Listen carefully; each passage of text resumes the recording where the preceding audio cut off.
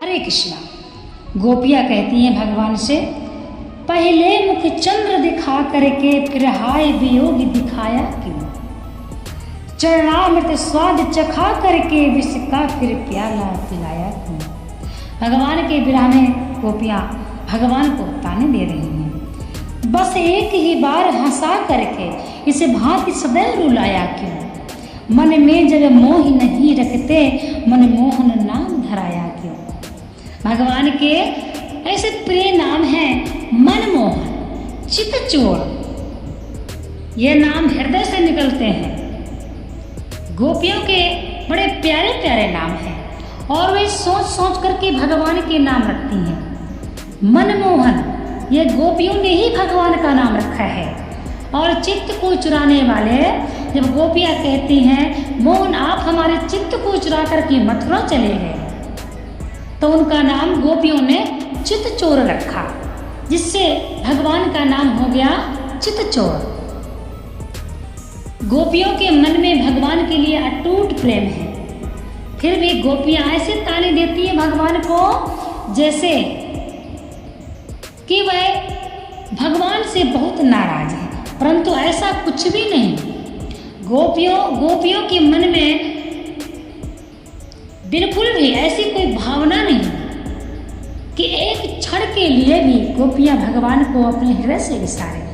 और ऊपर से गोपियां कहती हैं उद्धव, जब नैनों में पहले से ही काजल लगा हुआ है तो हम दोबारा काजल कैसे लगा सकते हैं।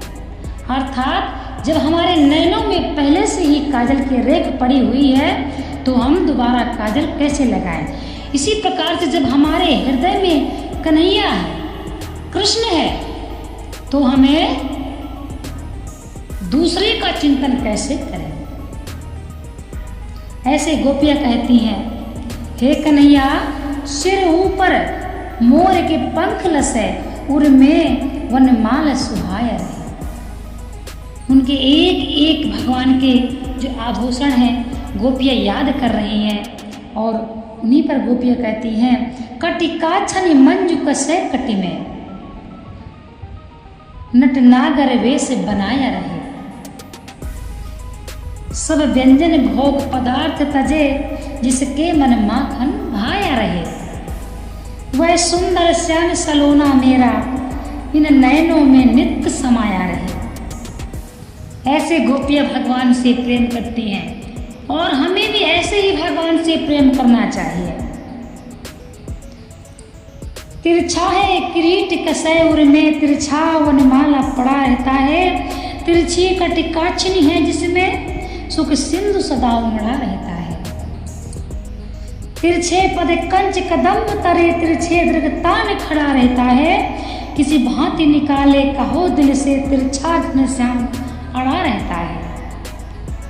हमारे भी घर में कन्हैया जी हैं और हम चाहे कितनों भी अपने लड्डू का मुकुट सीधा करके लगाएं, ये बात सत्य है, परंतु जब भी हम देखेंगे उनका मुकुट हल्का सा तिरछा रहता है। ऐसे कहती हैं गोपियाँ, जब हमारे हृदय में तिरछा घनश्याम अड़ा रहता है तो हमारे हृदय में दूसरा कोई कैसे हो सकता है। यह जीवन व्यर्थ गया इतना, कुछ आया अभी तक हाथ नहीं। कट जाए तुरंत तो उत्तम हो चरणों में झुका यदि माथ नहीं। गोपियाँ कहती हैं, कट जाए तुरंत तो उत्तम हो चरणों में झुका यदि माथ नहीं।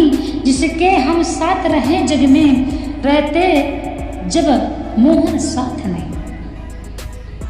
किस हेतु जिए इस जीवन में मिलते जब जीवन नाथ नहीं। जीवन नाथ, गोपियों ने कन्हैया को जीवन नाथ, चितचोर तथा मनमोहन, माखन चोर।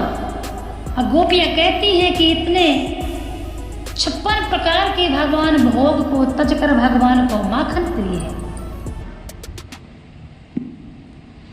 भगवान के इतने सखा भगवान को सुदामा प्रिय है। सखा के रूप में भगवान को पूजिए। वैसे तो श्रीमद् भागवत गीता में भगवान स्वयं कहते हैं कि भक्त मुझे जिस भाव से पूजता है, भक्त मुझे जिस भाव से मानता है, मैं उसको उसी रूप में दर्शन देता हूँ।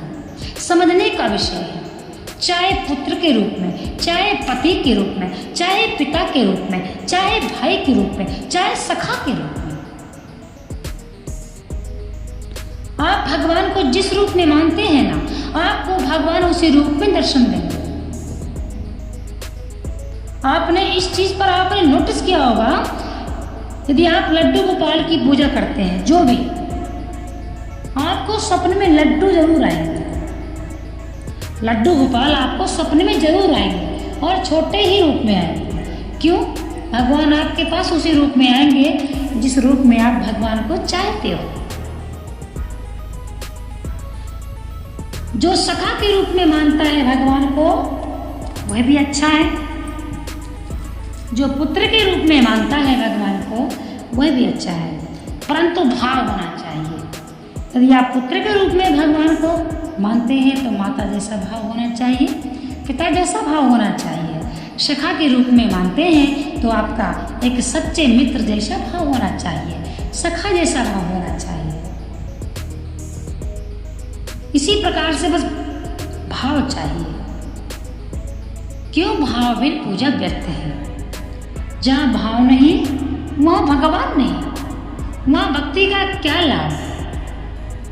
भगवान तो सिर्फ विश्वास पर है, इसीलिए विश्वास रखिए, इष्ट पर कभी संदेह नहीं करना चाहिए।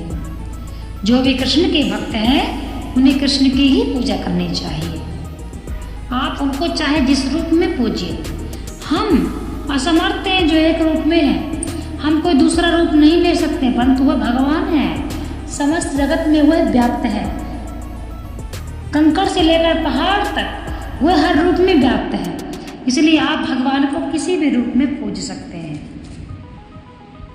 किसी भी रूप में आप भगवान को मान सकते हैं। जो आपके हृदय में अच्छा लगे, उस रूप में आप भगवान को पूजिए। और जो भी अपने घर में शिवलिंग रखते हैं, वह इस बात का ध्यान दें कि घर में यदि आप शिवलिंग रखते हैं तो शिवलिंग ज़्यादा बड़ा नहीं होना चाहिए। भगवान भोलेनाथ को भी आप पूजन करें तो चाहे जिस रूप में करें,